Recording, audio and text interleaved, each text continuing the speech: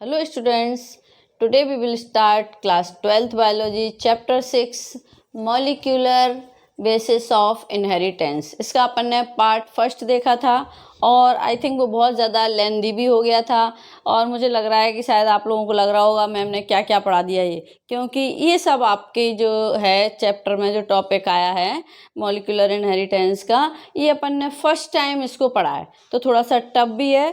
तो जो लास्ट का मैंने थोड़ा सा बताया था ना, मैं सोच रही हूँ मैं इसको थोड़ा सा फिर से रिपीट कर दूँ आपको। जैसे अपन ने एरविन शारगैफ का पढ़ा था ना कि उन्होंने जो है रेशो जो है आइडेंटिफाई किया था किन किन का, adenine, thymine, cytosine and guanine का। तो मैंने इस तरह से अपन ने देखा था कि एडेनिन इज टू कितना था 1 और साइटोसिन या ग्वानिन साइटोसिन है 1। ये अपन ने बुक अकॉर्डिंग टू एनसीईआरटी देख लिया था, ठीक है ना। बट इसको थोड़ा सा अपन इजी करके भी देख सकते हैं। क्यों? क्योंकि इसमें से बहुत सारे क्वेश्चंस आ जाते हैं कभी कभी कि एडेनिन का इतने % था तो ग्वानिन का कितना होगा, है ना, या साइटोसिन कितना होगा, एडेनिन इतना है, सॉरी ग्वानिन इतना है तो, या फिर एडेनिन का 20% है तो थाइमिन का कितना होगा। तो एक मतलब वहाँ यहाँ अपन थोड़ा सा ये जैसे अपन मैथ्स में पढ़ते हैं ना कि मान लिया तो एडेनिन अपन ने माना कि 20% है। थोड़ा सा और इजी करके बताना चाह रही हूँ मैं आप लोगों को कि एडेनिन अपन ने देखा 20% है। तो जब मैं कह रही हूँ कि इसमें जो एडेनिन और ग्वानिन है और साइटोसिन और सॉरी एडेनिन और थाइमिन है, साइटोसिन एंड ग्वानिन है, ये कांस्टेंट होते हैं, कांस्टेंट वैल्यू होती है इनकी। और जब वो ये कांस्टेंट होते हैं तो मैंने कहा था कि इसमें कांस्टेंट होगा तो क्या होगा, इसमें अपन इसको इस तरह से देख लेंगे कि जैसे मैंने इसको कहा कि ए, तो थाइमिन भी कितना होगा यहाँ पर अप्रॉक्स 20% ही होगा, है ना। और 20% होगा तो इनका टोटल अपन देखेंगे तो क्या हो जाएगा, दोनों का टोटल हो जाएगा यहाँ पर 40%, ठीक है। अब 100 अपन मानकर चल रहे हैं, परसेंटेज ले रहे हैं, तो यहाँ पर तो 100 में से मैंने 40 माइनस किया तो 40 माइनस किया तो कितना बचा अपने पास 60। अब 60 बचा यहाँ पर। तो जब अपन कह रहे हैं कि ये चारों कांस्टेंट वैल्यू होती है इनकी, तो कांस्टेंट वैल्यू है तो अपन ने यहाँ पर देखा कि 2C को मैंने लिखा यहाँ पर 60, तो C इक्वल टू 60/2, यहाँ पर अपन आ जाता है 30। इट मीन्स जो ग्वानिन की वैल्यू है वो कितनी होगी, 30 होगी, सॉरी हाँ। तो ये कितना हो गया, इसमें 30 आ गया। अब दोनों की बराबर हो गई ना वैल्यू। मैंने अभी बोला ना आपको जो एरविन साइंटिस्ट थे, उन एरविन साइंटिस्ट ने इनका जो है क्या किया था, यहाँ पर जो है इनकी जो समझ लो रेशो आइडेंटिफाई कर दिया था। मतलब वो ये कहना चाह रहे थे कि एडेनिन उसी के साथ अपना पेयर बनाएगा जिसकी वैल्यू उसके बराबर होगी, तो थाइमिन के बराबर है। अब ग्वानिन भी उसी के साथ बनाएगा जिसकी उसकी बराबर की वैल्यू होगी, तो साइटोसिन की भी अपन ने कांस्टेंट माना है। तो अपन ने दोनों को लेकर यहाँ मानकर चले हैं तो अपना 20% माना था तो 40% आ गया था। 100 में से अपन ने इसको माइनस कर दिया तो 60% आ गया। अब 60% में से अपने पास दोनों की अपने को पता है कि इनकी भी बराबर है वैल्यू, है ना। तो कितना होना चाहिए, 60 में से दोनों का हाफ हाफ दे देंगे तो 30-30 हो जाएगा। इजीली आप लोगों को जो मैंने कैलकुलेशन उस दिन बताई थी, मुझे लगा शायद आई थिंक आप लोगों को समझ में नहीं आई होगी, थोड़ा सा टाइम लगेगा इन चीज़ों को समझने में, क्योंकि ये चीज़ें अपन फर्स्ट टाइम पढ़ रहे हैं। एक चीज़ और मैंने आपको इस स्टैंड की जो है, अपन ने जो DNA डबल हेलिक्स का स्टैंड देखा था, इसमें अपन ने देखा था कि इनमें जो दोनों स्टैंड हैं, डबल स्टैंडर्ड DNA हैं, ये एंटी पैरेलल होते हैं। अपने को मालूम है इनमें कॉम्प्लीमेंट्री होता है एडेनिन, थाइमिन और क्या क्या देखते हैं अपन इसमें, ग्वानिन और साइटोसिन। तो एडेनिन आ गया अपना, थाइमिन आ गया, ग्वानिन, साइटोसिन, इस तरह से अपन ले लेते हैं इसमें, ठीक है। ये अपन ने यहाँ पर ले लिया। ये मैंने कलर भी आपको डिसाइड करके यहाँ लिख रखे हैं जिससे आपको स्टैंड को रीड करने में कोई प्रॉब्लम नहीं आएगी, ठीक है ना। अब अपने को पता है कि एक टर्म में 10 बेस पेयर होते हैं, एक टर्म में अपने 10 बेस पेयर होते हैं। तो जो है ठीक है, 10 बेस पेयर में से अपने को मालूम है कि जो 3.4 नैनोमीटर पिच होती है इसकी, तो अपन ने उसको निकाला था कि 3.4 में से अपन एक की निकालेंगे तो कितनी आएगी, कितनी आ जाएगी यहाँ पर, कितनी आनी चाहिए, 0.34 नैनोमीटर यहाँ पर आ जानी चाहिए। मैंने आपको और भी ज़्यादा क्लियर इजी वे में बता दी है। मतलब कि एडेनिन जो है किसके, अपने को कल भी मैंने आपको बताया था, मतलब लास्ट पार्ट में, कि जो एडेनिन है वो डबल बॉन्ड से कनेक्टेड होता है हाइड्रोजन बॉन्ड से, किससे, थाइमिन से, while guanine always triple bond से कनेक्टेड होता है साइटोसिन से, है ना। और एंटी पैरेलल होते हैं, तो फिर मैंने ये एंटी पैरेलल का पूरा यहाँ पर आपको बना भी रखा है। Adenine thymine, thymine adenine, guanine cytosine और साइटोसिन ग्वानिन। और ये एंड्स भी अपने को मालूम है, ये कभी मैच नहीं करेंगे। ये 3 एंड यहाँ है तो यहाँ always 5 and he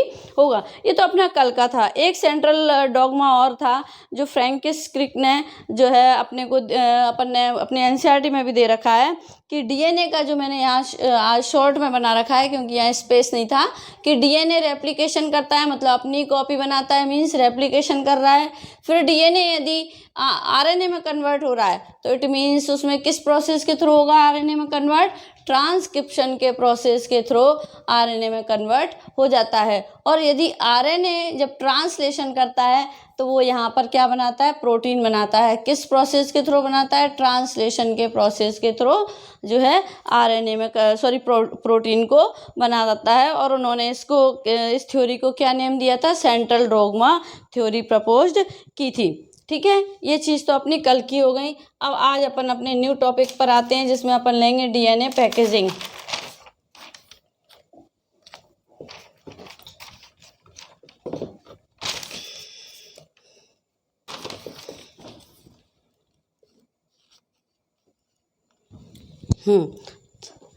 today we will start DNA packaging. तो डीएनए पैकेजिंग या फिर पैकेजिंग ऑफ डीएनए भी अपन हेडिंग को नाम दे सकते हैं यहाँ पर, पैकेजिंग ऑफ डीएनए।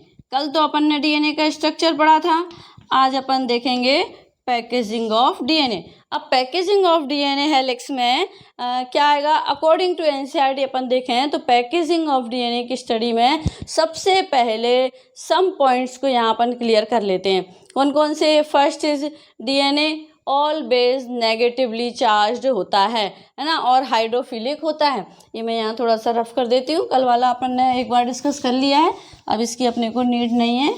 डीएनए के थोड़े से अपन पॉइंट यहाँ पर लिख लेते हैं।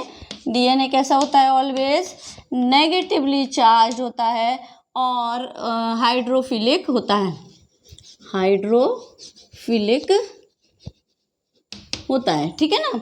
दूसरी चीज़ इसमें, दूसरा पॉइंट क्या है इसमें, कि हाइड्रोफिलिक होता है तो अपन ने 11th में भी देखा है कि जो यूकेरियोटिक सेल्स होती हैं, है ना, सेल्स 2 टाइप की होती है ना, यूकेरियोटिक एंड प्रोकैरियोटिक सेल में डिफरेंस क्या है, तो अपन ने एक मेन डिफरेंस उसका निकाला था। अपन हायर क्लासेस में आ गए हैं तो यूकेरियोटिक में जो न्यूक्लियस होता है वो वेल डिफाइंड प्रेजेंट होता है, जबकि वाइल प्रोकैरियोटिक सेल्स में जो न्यूक्लियस होता है वो वेल डिफाइंड नहीं होता। इट मीन्स उसके ऊपर न्यूक्लियर मेम्ब्रेन प्रेजेंट नहीं होती। इट मीन्स क्या है, जेनेटिक मटेरियल क्या पूरे सेल में बिखरा हुआ रहेगा, नहीं, कभी भी ऐसा नहीं होगा कि जो प्रोकैरियोटिक सेल्स हैं उनमें जो जेनेटिक मटेरियल है सेल के अंदर वो इस तरह से बिखरा हुआ नहीं होगा। जबकि यूकेरियोटिक में तो अपन देख रहे हैं वेल डिफाइंड न्यूक्लियस है, तो न्यूक्लियस के अंदर ही पूरा जेनेटिक मटेरियल प्रेजेंट है।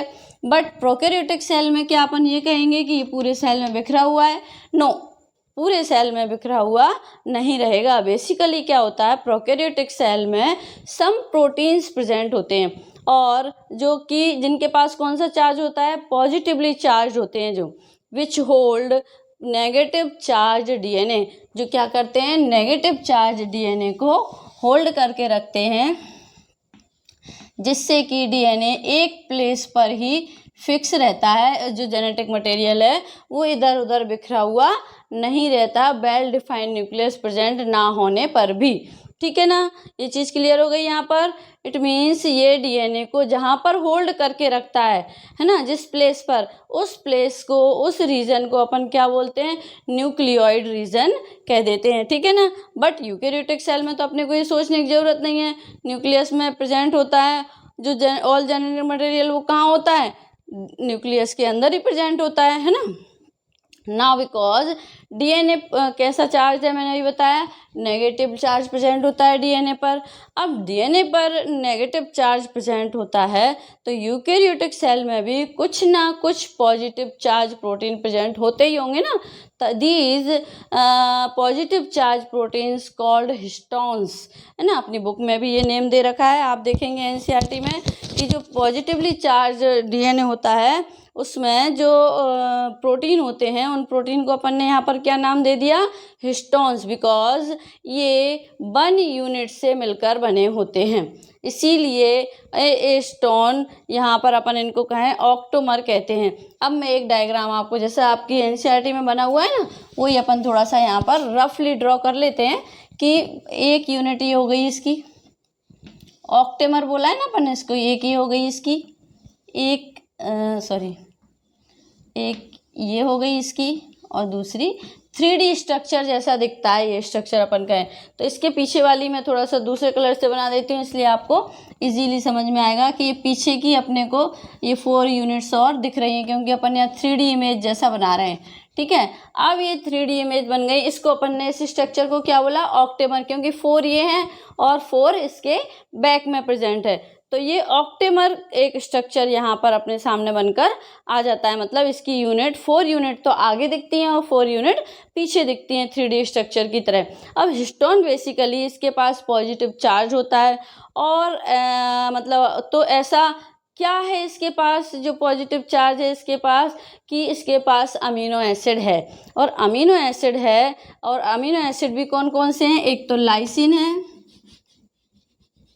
और एक आर्जिनिन है ना। Lysine and arginine 2 amino acids इसमें प्रेजेंट होते हैं, और इनके पास मतलब जो है जो पॉजिटिवली चार्ज को कैरी करते हैं और इनके पास इनका नंबर भी ज़्यादा होता है इन जो है अमीनो एसिड्स का, इसीलिए जो हिस्टोन ऑक्टेमर है वो पॉजिटिव चार्ज होता है। सो दे चार्ज मतलब पॉजिटिव चार्ज होने की वजह से ये it will be attract negative charge DNA, positive charge होने की वजह से ये क्या करता है, नेगेटिवली चार्ज डीएनए को अट्रैक्ट करके रखता है और इस तरह से लपेटा हुआ रहता है। अपन पूरा देखें तो इस तरह से इसका स्ट्रक्चर अपन देख सकते हैं, ठीक है ना। अब मैंने ये अपन ने एक डायग्राम जो अपनी बुक में बनाया ना उसका ही मैंने इस तरह से बना दिया है यहाँ पर कि जो डीएनए है वो इस पर लपेटे हुए रहते हैं एक तरह से, क्योंकि इनके ऊपर नेगेटिव चार्ज है, तो जो पॉजिटिव चार्ज जो है प्रोटीन वो इस डीएनए को अपने मतलब अपनी साइड अट्रैक्ट कर रहे हैं, इसीलिए इस पर एक तरह से लपेटा हुआ हो जाता है, ठीक है। अब ये लपेटा हुआ हो गया तो अब इस मतलब रैप हो जाता है इसके चारों तरफ। अब देखा अपन ने किसके हिस्टोन के। अब हियर एक H1 प्रोटीन होता है, ये क्या करता है, इसको होल्ड करके रखता है, किसको, पॉजिटिव चार्ज डीएनए को।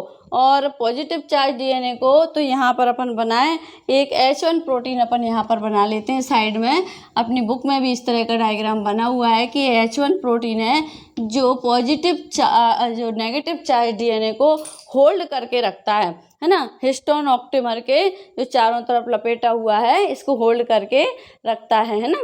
अप्रॉक्स 200 बेस पेयर इसमें कवर हो जाते हैं। Think about that, our cell में डीएनए का अमाउंट या लेंथ देखें तो वो अपनी कितनी होती है, अप्रॉक्स 200 मीटर ऐसी मानी जाती है। सो इतने लॉन्ग स्ट्रक्चर को कैसे रखेंगे न्यूक्लियस के अंदर, है ना। इसके लिए कोई ना कोई तो अरेंजमेंट करते होंगे ना, ये तो पैकेजिंग करके रखेंगे, जो अपन यहाँ पर पैकेजिंग की स्टडी कर रहे हैं। अपन पढ़ रहे हैं ना आज पैकेजिंग ऑफ डीएनए हेलिक्स, क्यों पढ़ रहे हैं, अपन यही बताना चाह रहे हैं कि इतनी ज़्यादा लेंथ होती है डीएनए की, तो वो न्यूक्लियस के अंदर कैसे सेट रहता होगा, कैसे अरेंज करते होंगे उसको, तो हम उसके लिए पैकेजिंग कर रहे हैं, मतलब पैकेजिंग ऑफ डीएनए अपन यहाँ पर कर रहे हैं। In the case of prokaryotic cell because they do not have well defined nucleus, तो जो पॉजिटिव चार्ज प्रोटीन हैं हियर प्रेजेंट हैं साइटोप्लाज्म में, वो अट्रैक्ट करके रखते हैं नेगेटिवली चार्ज डीएनए को।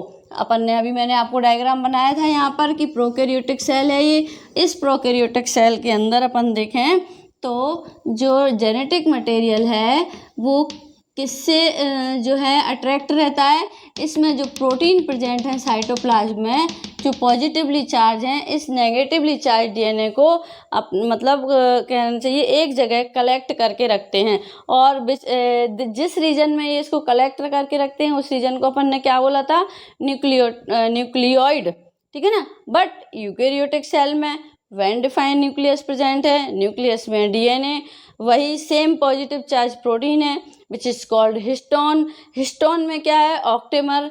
ये कैसा होता है, अपन ने इसको क्या बोला था स्ट्रक्चर को, हिस्टोन ऑक्टेमर।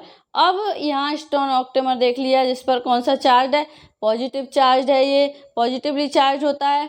तो इस बिकॉज इसके पास क्या प्रेजेंट है, अमीनो एसिड, वो भी कौन से, लाइसिन एंड आर्जिनिन। ये दो जो हैं अमीनो एसिड्स यहाँ पर प्रेजेंट होते हैं और इनका नंबर भी ज़्यादा प्रेजेंट होता है, इसीलिए इनके पास पॉजिटिव जो चार्ज होता है वो ज़्यादा होता है। अब इस न्यू स्ट्रक्चर को अपन ने बोला था जो इसने रैप कर लिया है डीएनए को अट्रैक्ट करके, न्यूक्लियोसोम। अब यहाँ पर एक प्रोटीन H1 प्रोटीन भी मैंने आपको अभी बताया था, ये H1 प्रोटीन इस डीएनए को होल्ड करके रखता है। देखो होल्ड किए ना, अपने को दिख भी रहा है यहाँ, और यदि आप एनसीईआरटी में देखेंगे तो उसमें भी होल्ड किए हुए अपने को स्ट्रक्चर वैसी की वैसी शो हो रही है। ठीक है, यहाँ तक अपन ने वापस से रिवीजन कर लिया। हियर अप्रॉक्स अपने को मालूम है 200 बेस पेयर न्यूक्लियोटाइड यहाँ प्रेजेंट हैं।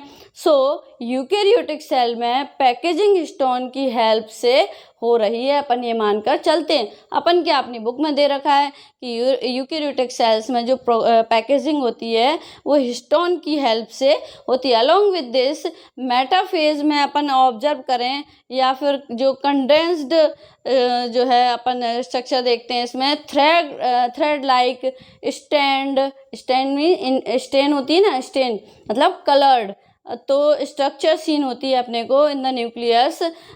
दीज आर कॉल्ड, अपन ने पढ़ा है 11th में क्रोमेटिन को, है ना। जनरली हिस्टोन की हेल्प से जब डीएनए की पैकेजिंग होती है, बट हायर लेवल की अपन यहाँ पर बात करें तो सम ऐसे नॉन हिस्टोन क्रोमोसोमल प्रोटीन होते हैं।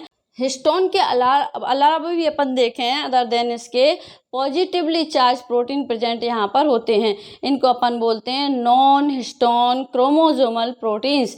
ये सम प्रोटीन्स ऐसे हैं जो क्या करते हैं, हायर लेवल डीएनए की पैकेजिंग में हेल्प करते हैं, ठीक है ना। अब हायर लेवल डीएनए की पैकेजिंग में हेल्प करते हैं तो जो क्रोमेटिन है ये क्या करेंगे, ये स्टैंड होते हैं, थ्रेड लाइक स्ट्रक्चर होती है, मतलब कंडेंस्ड स्ट्रक्चर होती है, और इनमें जो पैकेजिंग होती है वो इन्हीं नॉन हिस्टोन क्रोमोसोमल प्रोटीन की हेल्प से ही होती है।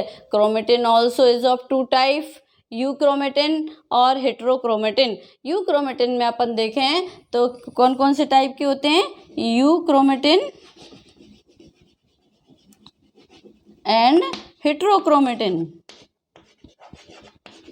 Chromatin is also of two type, heterochromatin. ये टू टाइप्स के क्रोमेटिन को और अपन इसमें थोड़ा सा देख लेते हैं। ये कैसे होते हैं, जो क्रोमेटोम होते हैं तो यूक्रोमेटिन जो है लाइटली स्टैंड होते हैं, एक तो लूजली पैक्ड होते हैं और ट्रांसक्रिप्शनली एक्टिव होते हैं, मतलब स्केयर्ड भी रहते हैं ये। अब हेट्रो जो क्रोमेटिन है ये पेरीफेरी पर प्रेजेंट होते हैं ऑलवेज। अपन यहाँ डायग्राम देखें तो ये मैंने जैसे सेल का डायग्राम बनाया, ये न्यूक्लियस है, ठीक है ना। तो जो पेरीफेरी पर प्रेजेंट हैं वो कैसे प्रोटीन होंगे, क्रोमेटिन होंगे, हेट्रोक्रोमेटिन होंगे, और जो सेंटर में होंगे वो कौन से होंगे, वो होंगे यूक्रोमेटिन, ठीक है ना। तो ये टू टाइप्स के क्रोमेटिन अपन ने यहाँ पर डिस्कस किए। तो जो हेट्रोक्रोमेटिन है ये एक तो सबसे पहला इनका कैरेक्टर कौन सा होगा, इनको आइडेंटिफाई करने के लिए फीचर, ये पेरीफेरी पर प्रेजेंट होते हैं, डार्कली स्टेन्ड होते हैं और कॉम्पैक्टली अरेंज्ड होते हैं, जबकि अपन ने उसमें क्या पढ़ा था, लूजली पैक्ड होते हैं ना, और इनएक्टिव होते हैं। इनएक्टिव कहाँ पर होते हैं, ट्रांसक्रिप्शनली ये इनएक्टिव होते हैं। सो अपन ने आज यहाँ पर पैकेजिंग ऑफ डीएनए हेलिक्स को स्टडी किया है। लास्ट का भी मैंने आपको थोड़ा सा यहाँ पर डिस्कस कर लिया था, क्योंकि मुझे लग रहा था आई थिंक आप लोगों को समझ में नहीं आया होगा, थोड़ा सा टफ मेथड से मैंने आप लोगों को एक्सप्लेन कर दिया था, तो वो मैंने आज आपको इस पार्ट में रिपीट कर दिया है। आप यहाँ से भी उसको देख सकते हैं। फिर भी if you have any problem related to this topic, please have leave a comment in my comment box. Thank you.